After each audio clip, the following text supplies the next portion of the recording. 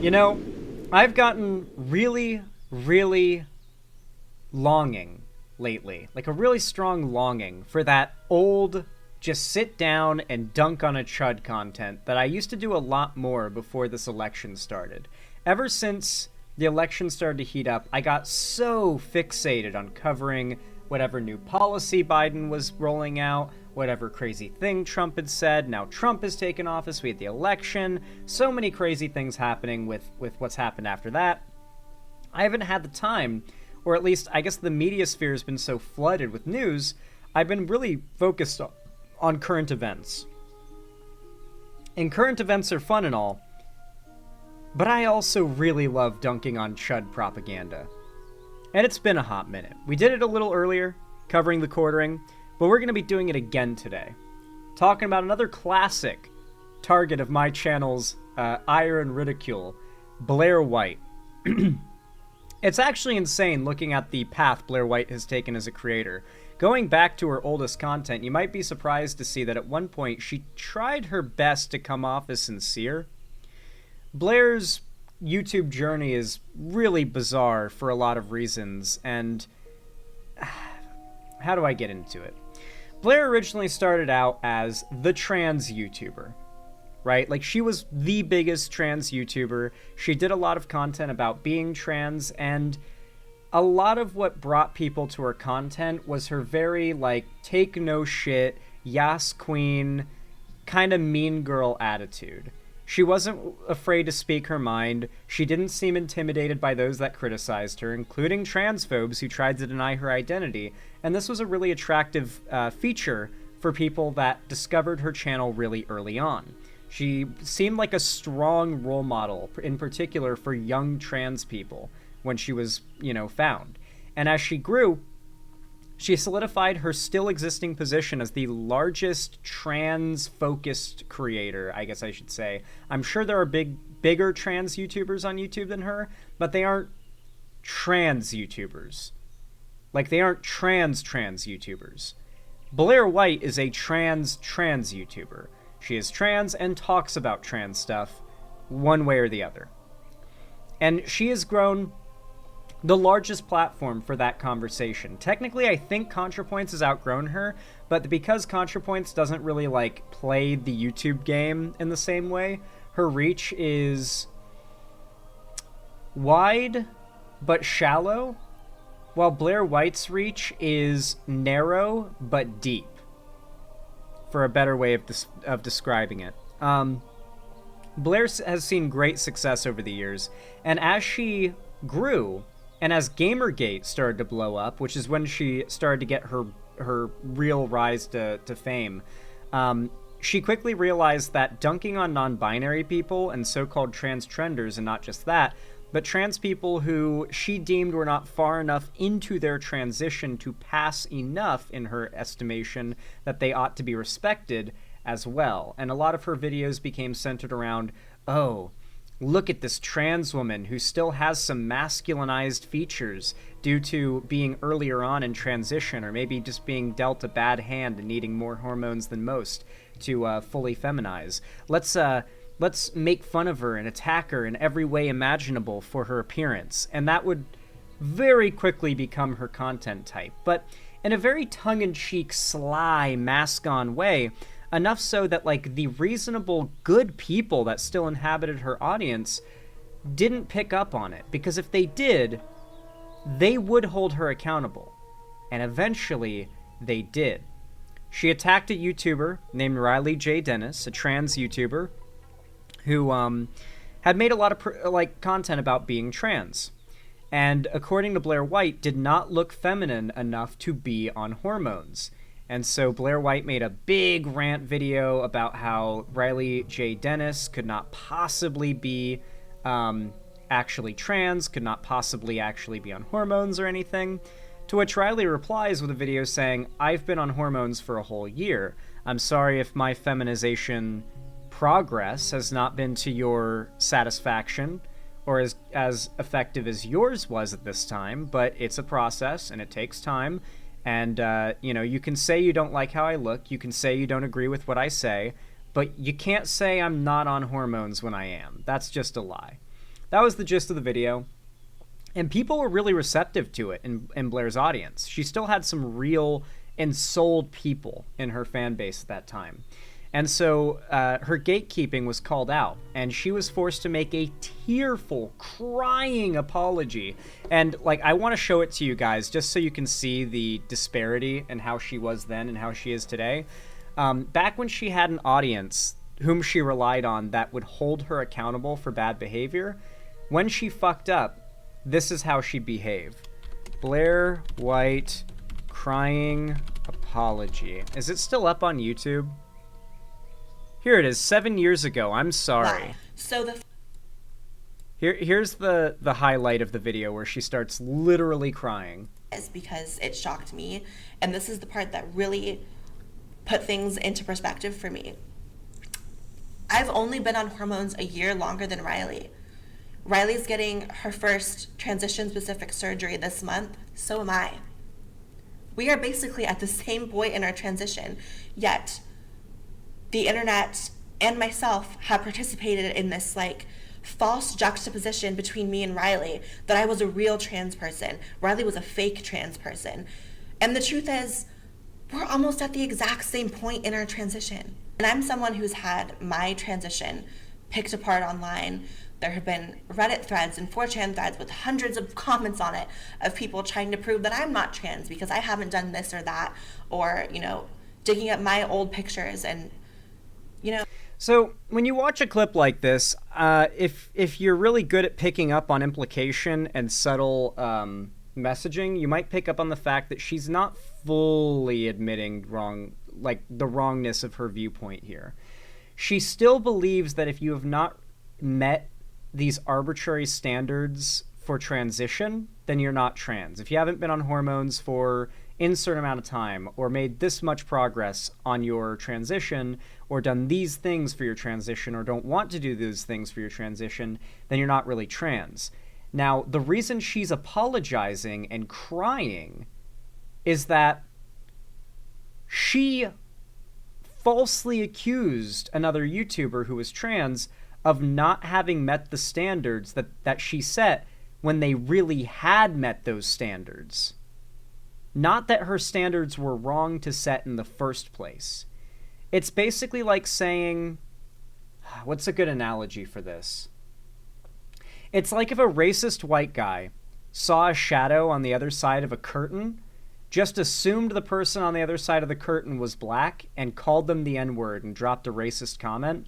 The guy on the other side swings the curtain open to reveal they're white and is like, what the fuck, dude?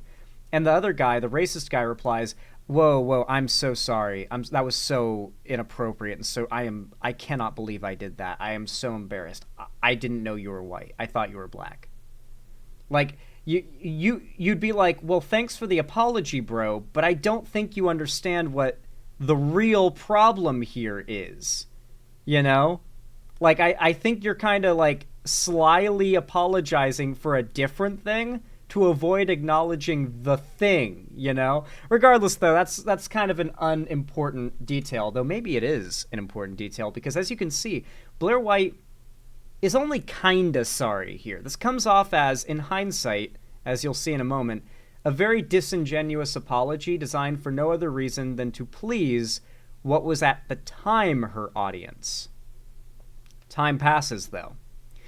Blair White quickly begins to grow in the makeup community, and I cannot emphasize between 2019 and 2021 how big the makeup community was on YouTube.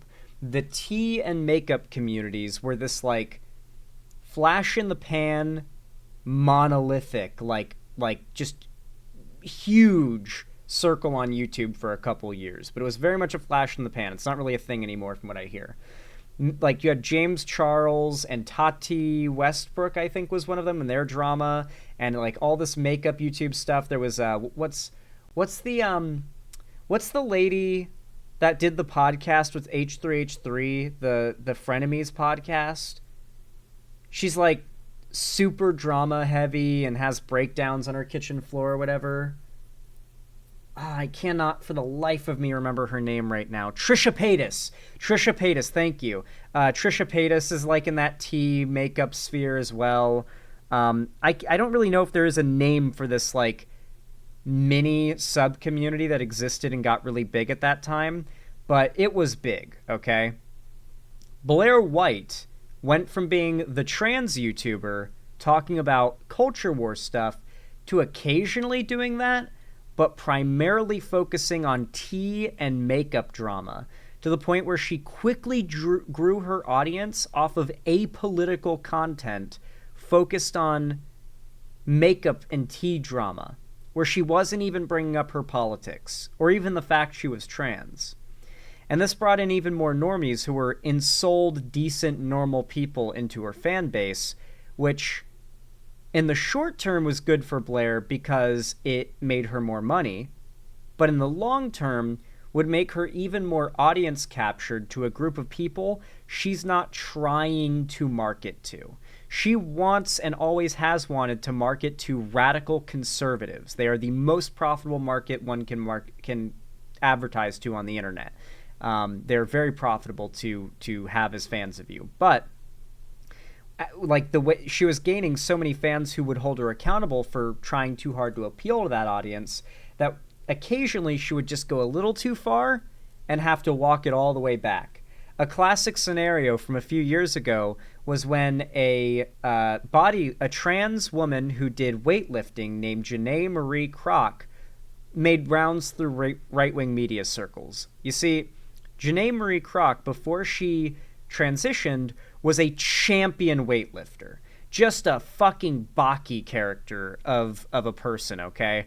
And was a champion in the world of weightlifting. Then retired, but still lifted weights on the side. I feel like once you've gained the ability to lift absurdly heavy things, that's not just something you stop forever overnight. You know, like you're going to be lifting heavy thing and putting it back down for quite some time after. That's like part of your life now. You're obsessed with lifting if you get to that point. And she is. So she transitioned and still lifted weights very casually. Like I think competed in some very small events, but as a man rather than as a woman, like on the men's team. Didn't even try to argue that she should like lift against women or anything. Just was like, I don't even want to make the argument. I'm just here to lift. I don't care. I'm retired. And so she was very, very easygoing about all this. Was not going for gold in the Olympics or anything. Was just a trans woman who could lift heavy things. Blaire White made a video about her, lying about her lifting against women, just making that up off the top of her fucking head. And then proceeded, if I remember right, to Photoshop the photo of her in the thumbnail to make her look even, like just to make her look more masculine. You know what I mean? And so, and mind you, this woman already, like, due to having a background as a weightlifter, would probably, most people would say, already looked kind of masculine. And so Blaire White was trying to really lay down the, yeah, you look at this person and they just look too masculine to be really a trans woman, you know, like just trying to evoke that vibe in those people in her audience. And then eventually she had to apologize for that. But over time, she just slowly whittled away the decent people who held her accountable for these things in her fan base and started replacing them with radical MAGA Trump supporters, doing collabs with Alex Jones, until now we're at the point where her most recent content is how COVID-19 conspiracy theorists, quote unquote, were right about everything, the downfall of the trans community they fucked around and found out, are Michelle Obama and Bridget Macron transgender, First Lady conspiracy theory, and I went down the Jeffrey Epstein rabbit hole so you don't have to, and a lot of satanic imagery is used in the thumbnail.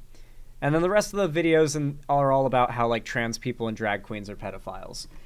She's really pushing for the right-wing audience now.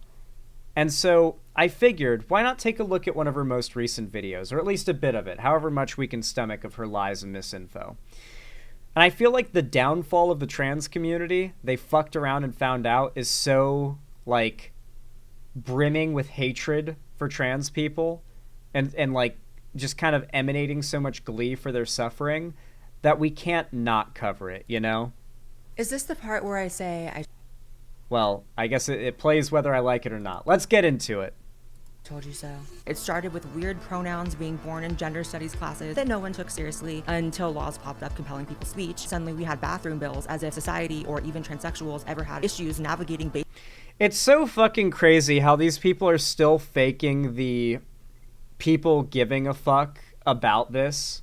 Like, the only issue in regards to trans people that has any electoral relevance whatsoever is the idea of trans people competing in sports.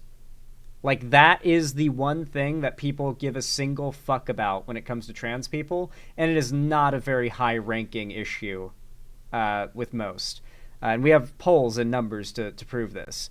So, the reality is that people voted Trump into office over the economy, which is hilarious with the context we now have, the knowledge that we now have. Not because they thought wokeness went too far. This has got to be the most, like, cringe part of Trump's victory, is all of these people doing this victory lap of the people elected Trump because they're tired of wokeness, when we have the polling on what voters cared about most, and it was the economy and immigration. basic human functions. What was once one or two underage transition stories in tiny liberal European countries became friend groups of teenage girls in every American city transitioning together. And then everyone had to look at teenage girls. So, like, there's been a big countries became friend groups. There's been this big, like, nonsense talking point. And part of it comes from a very, very small drop of truth. And most of it is just made up lies, okay? Now, here's the very small drop of truth, okay? There have been numerous studies that have demonstrated that teenage girls are significantly more susceptible to social pressure than teenage boys, like same-age boys. That boys are more likely to, like, turtle up and become resistant to outside pressure to change, while girls are more likely to be flexibly give in and modify their personality, their appearance, their behaviors to match what is deemed acceptable in the social spaces they inhabit. Many would argue this is just girls being, like, either naturally developing or being taught more social intelligence at a younger age than boys, because many might just call this social intelligence, while others might say it is impulsivity mixed with suggestibility that they would argue is inherent in teenage girls. There are a lot of things you could pull from this data, but that piece of data is true. Teenage girls are, in fact, more likely to give in to social pressure and social trends.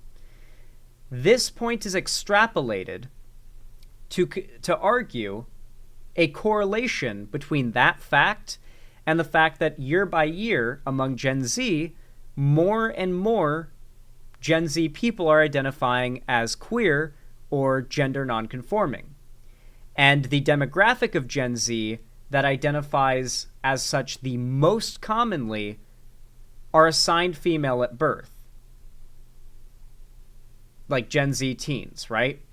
And because of this, because there are a lot of AFAB non-binary teenagers and a lot of trans man teenagers, more than there are the other end of the coin, right? Then you've got, like, trans women and non-binary AMAB people.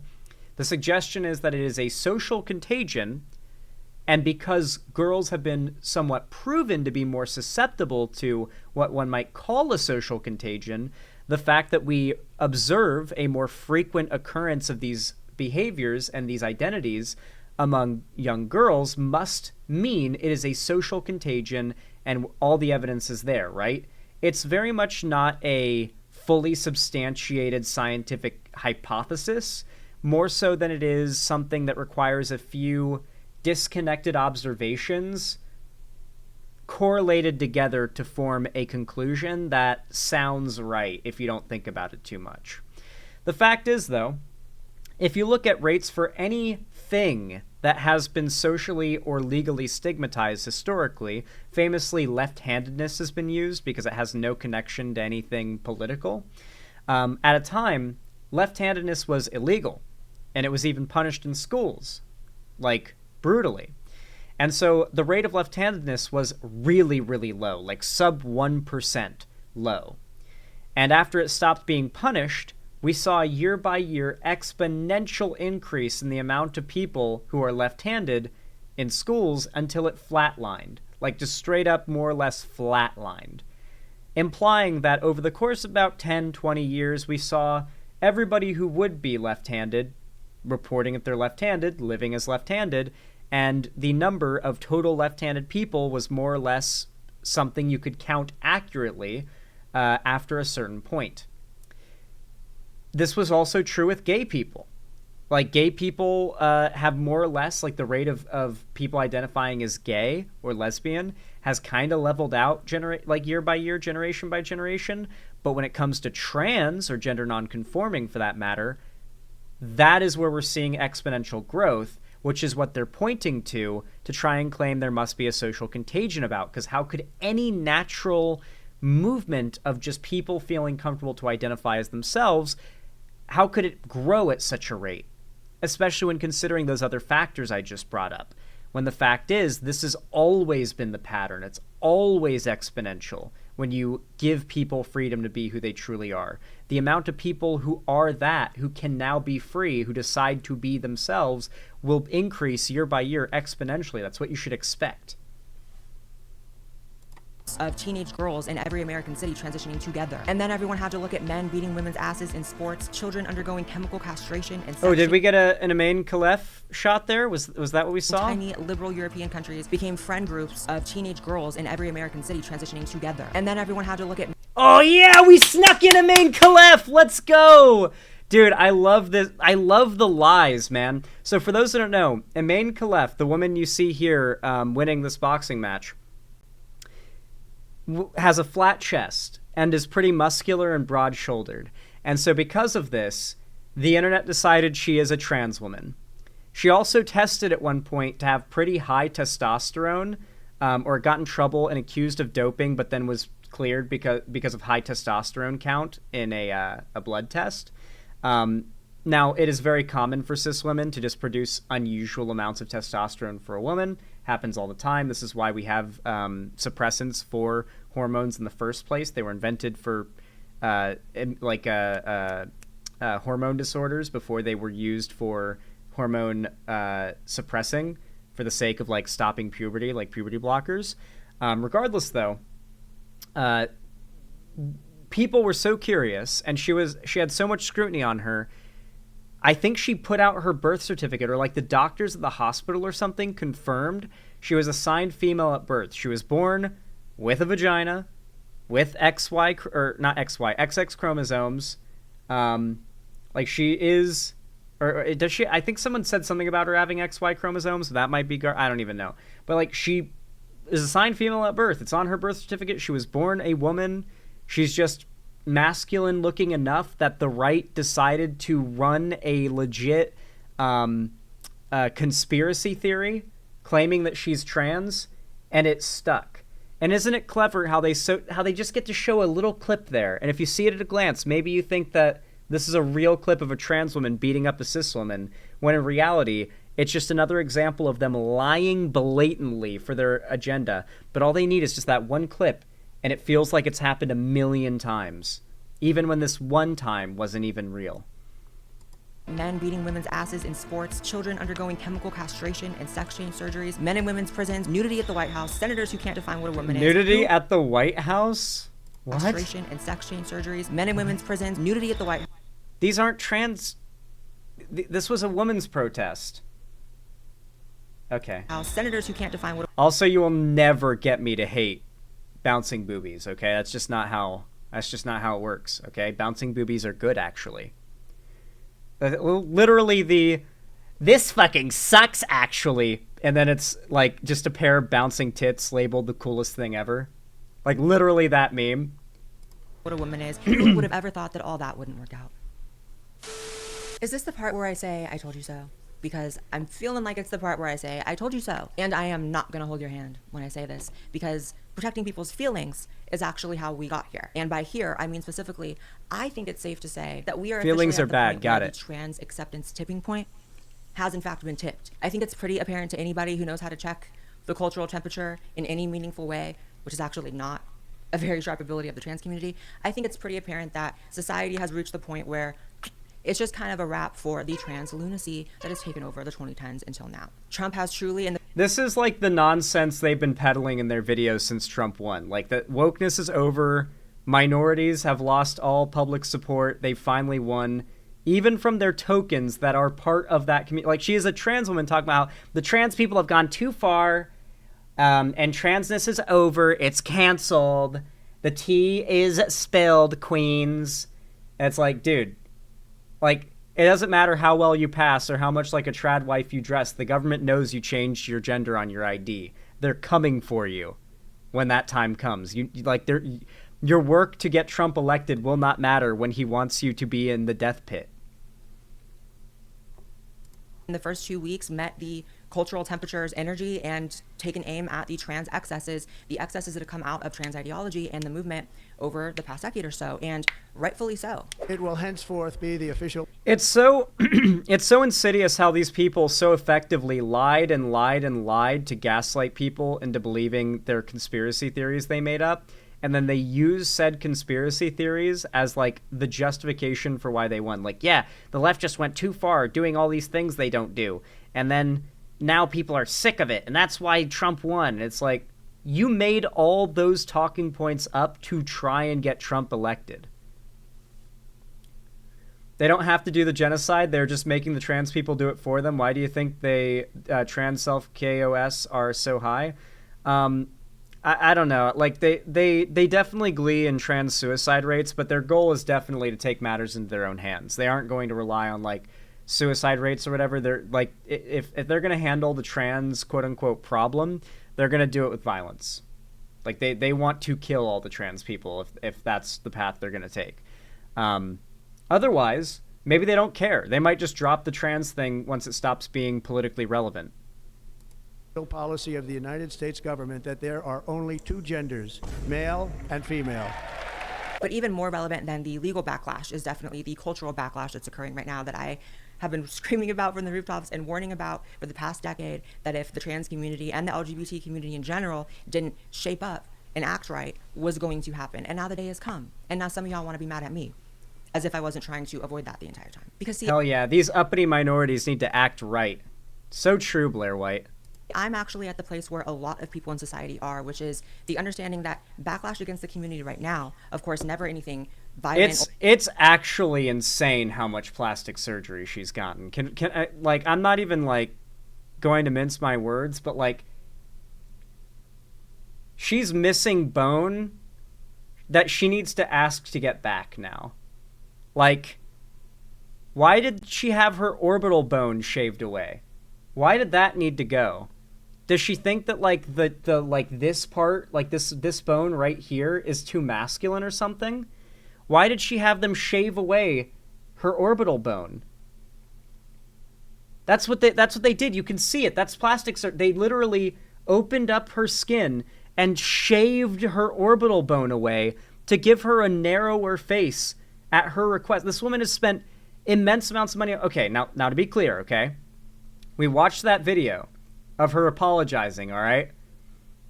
I think we can all agree no one was clocking this bitch as a trans woman in 2014 or 15, okay? She was already there in terms of, like, the transition process. She was there.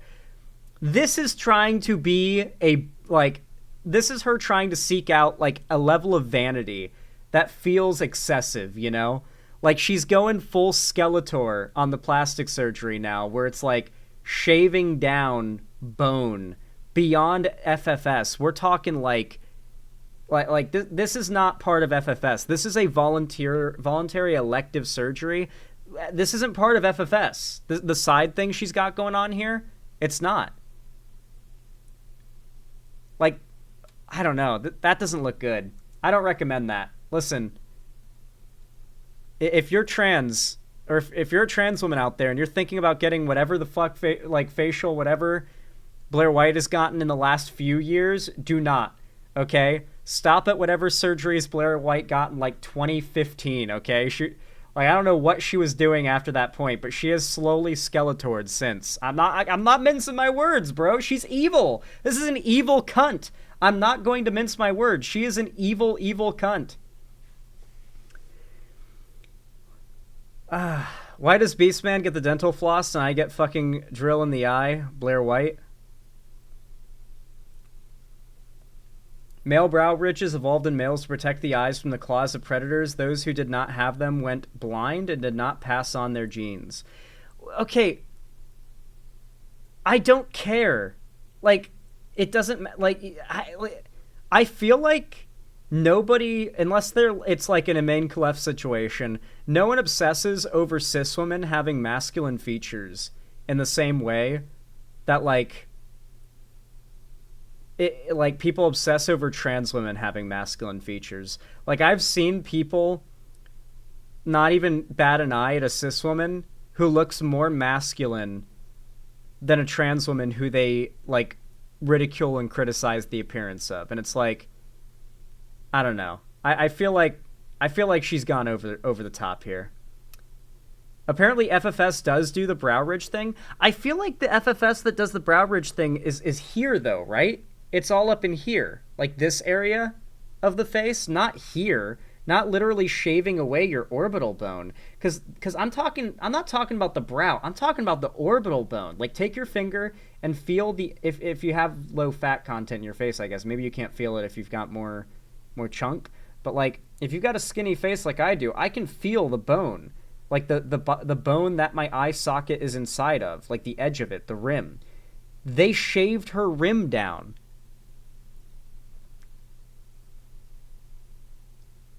She's one bad door swing away from looking like Voldemort. Literally, dude. Now, you can say I'm being cruel right now, but if I wasn't, like, ruthlessly bullying her, this whole video would just be her, like, just doing the whole trans people are owned, haha, bit. So I'm just gonna let all my cruelty out on her.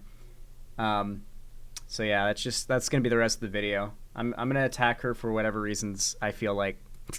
Or unconstitutional, but the cultural attitudes toward the community right now is 100% deserved. It's been a long road to get here. Who would have ever thought that all that wouldn't work out?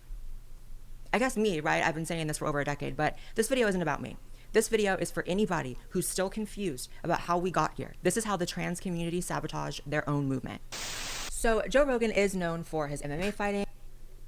Oh my god, bro. Oh, these people. I forgot, because we haven't been watching them in, like, months and months because the election stuff. I've been covering news and, like, policy and shit.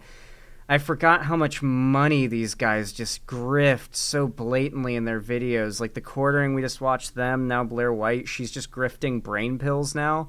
All right, let's watch. You know what? We're going to finish this segment off by watching her Brain Force ad or whatever.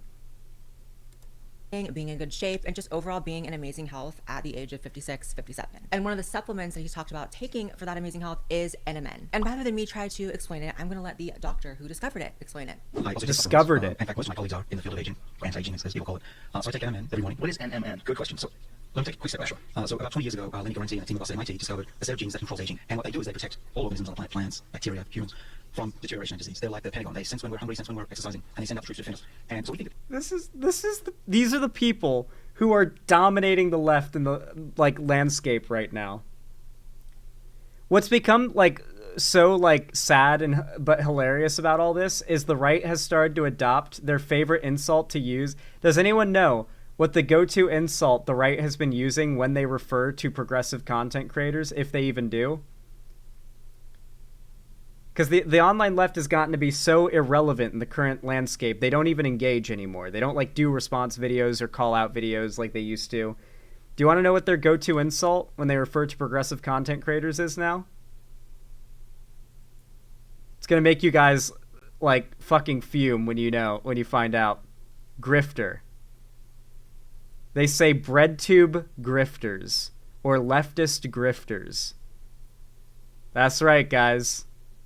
That's right. We're the grifters, it turns out. The Quartering actually loves to refer to progressive journalists as grifters. He's one of the ones who popularized the term among conservatives because he called it so much for being one that he started to just know you people. And so these people's insult that they have for people like me is Grifter.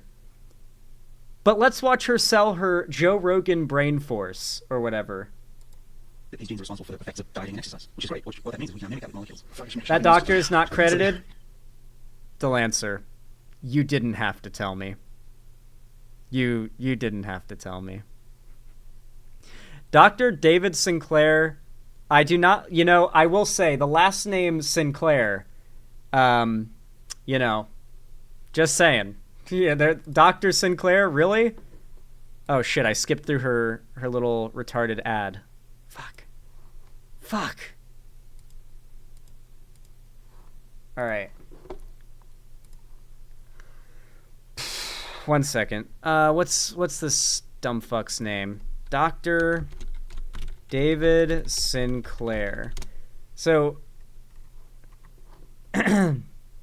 David Andrew Sinclair AO is an Australian-American biologist and academic known for his research on aging and epigenetics. Sinclair is a professor of genetics at Harvard Medical School and the founding director of the Paul F. Glenn Laboratories for the Biological Mechanisms of Aging at Harvard. Okay, so he seems like he's legit. Has he actually found some legit stuff? Sinclair has expressed the view that there is no limit to human lifespan and that there is a backup copy of the genetic and epigenetic information in us. While Sinclair was in Garente's lab, he discovered that sirtuin-1, called sir2 in yeast, slows aging in yeast by reducing the accumulation of extrachromosomal rDNA circles. Others working in the lab at the time identified... Okay, so basically what he researches is... What ages us primarily is the fact that our DNA is a little bit like... It's a little bit like a carbon copy. Like the term where that comes from, like when you get like a yellow piece of paper that like imprints a copy of what you write. Imagine you've stacked 20 carbon copy papers under the paper you're writing on. And on that first paper, you write the code for your DNA. The DNA code your cells need to replicate properly, and for those cells to do what they're meant to do and to not be what we might consider a mutated, cancerous bullshit cell. And over time, that is to say, like, let's say, every time your cells do mitosis, they reproduce on their own. Whenever they do that, there's a chance the code copied has a mistake. Just like how when you're writing on a layer of carbon copies, every time you peel away another one of those layers of carbon copy, the text that you wrote is going to get a little lighter and a little more faint and harder to see, until eventually, like, entire words are broken up and you can barely read anything. That's essentially how human DNA code works, to the point where eventually you're not able to replicate cells without constant errors, to the point where you're just getting tumors and your body's shutting down. There is a point where it's like you will just die. Like your cells cannot infinitely replicate your DNA without mistakes. And eventually the mistakes get really bad, and it gets really far away from the original code that you needed to have your cells working with. And so I guess this guy's trying to research how to stop that, and found that there is like a something called sirtuin-1 or sir2, which exists in yeast that slows the aging of the yeast essentially by accumulation of extrachromosomal rDNA circles. So what I understand that to mean are pieces of extrachromosomal circular DNA derived from ribosomal DNA initially found in a baker's yeast are suggested to contribute to their aging and found in their aged cells like ordinary... Okay, so it seems like this is some sort of protective measure that yeast has to extend its own lifespan. Nah, you hating, Zan? He made clones and is on his way to finding immortality. I've gone clinical insane. Yeah, I don't know. This shit actually does seem fairly real. Huh. Is there like... Let's see. Yeah, he seems to be legit. Still a pretty shameless ad, though. And good question. So Let me take a quick step back. Sure. So about 20 years ago, Lenny Guarente and a team of us at MIT discovered. Wait, okay. Hold on. This guy might be a good doctor, but he's not the one selling this shit, right? It's Joe Rogan selling it. Did Joe Rogan bring this doctor on? The doctor said this stuff in yeast is really, like, there's research we found that suggests if we look further into this yeast stuff, we may find the key to stopping the degradation of human DNA. And then Joe Rogan was like, yo! So he just started making pills full of the yeast and selling it, calling it, like, life-expanding pills. Is that what's happening now? And that's what Blair White is hawking here? I'm pretty sure that's what's going on. Like, Joe Rogan spoke to an expert, got inspired for this because he knew his fans who watch him would hear about this stuff and think it's going to make him immortal, and started selling it. I don't think he had any consultation with this guy to do so, because this guy would not likely endorse a non-FDA, or I guess it would be, FDA regulated and approved. Like, when you see a product, there are laws in America where medication, actual medication, has to be bottled and packaged in a very particular way. If it's a supplement, it's almost always packaged in another particular way. Now, you guys might remember, I actually bought a supplement like this once for the meme. It's called Lock and Load, a supplement that is supposed to make you shoot gigaloads. And I think it's the funniest thing ever. I have it on my starting soon screen. See it? Bottom right of the screen? Yes, those splotches are in fact cum splots.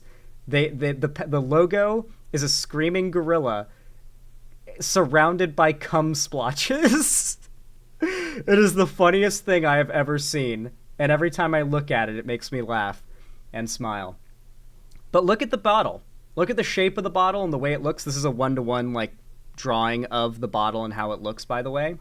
So look at that bottle, and then look at the bottles she's selling. Here, I'll move my camera. They're the same type of bottle. Anytime you see or buy or, like, get advertised any supplement like this, they're always in that type of bottle, and that's for a reason. There are regulations around what type of packaging real medicine is stored in. So, yeah. I was talking about him being a PhD, not a medical doctor. Okay, fair, yeah. But yeah, basically, this is just a garbage supplement that Joe Rogan put together because he knew that yeast, like, buzzword would get sales after having this doctor on his show talking about his research. Once again, Joe Rogan does occasionally bring some pretty spectacular guests on his show. He's brought, like, real accommodated astrophysicists and stuff on his show, and, you know, he is just a stoner retard who asks the questions that the average Joe, such as myself, would ask, like, an accredited, well-accomplished astrophysicist if we could speak to them, and that's what makes the non-propagandistic right-wing episodes of the Joe Rogan Experience worth watching, you know? But yeah, regardless. Didn't this woman fuck Alex Jones? Almost certainly, yes. A set of genes that controls aging, and what they do is they protect all organisms on the planet, plants, bacteria, humans, from deterioration and disease. They're like the Pentagon. They sense when we're hungry, sense when we're exercising, and they send out the troops to defend us. And so we think that these genes are responsible for the effects of dieting and exercise, which is great. What that means is we can mimic that with molecules. Fuck, make a shopping list. So with NMN, you get improved energy, weight management, endurance and strength, and anti-aging benefits. That one's my favorite. Here is the supplement right here. NMN is going to be the one that kicks off it's called NAD+. And you take this, your body starts producing NAD+, and it starts firing up all those abilities that you used to have when you were 16, 17, 18. It's just amazing. Fountain of youth stuff. You can look at it as something that actually undoes aging. Go check out our amazing sponsor at Black Forest today. Damn, Blair. If only this stuff existed before you spent all that money on plastic surgery, huh?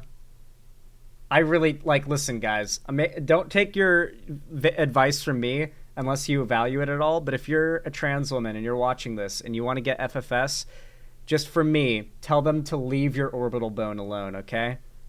I promise you, it won't make you look masculine, all right? You want an orbital bone.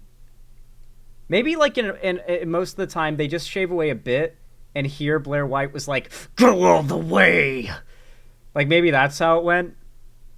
Like, I feel like Blair White is so transphobic and such a gatekeeper. She would ask the doctors to overdo the procedures so that she can, like, say, no, you got FFS. I got super FFS. We are not on the same level. I feel like she's such a mean bitch. She would do that. You know what I mean? She's so vain and so ego driven. I take super estrogen.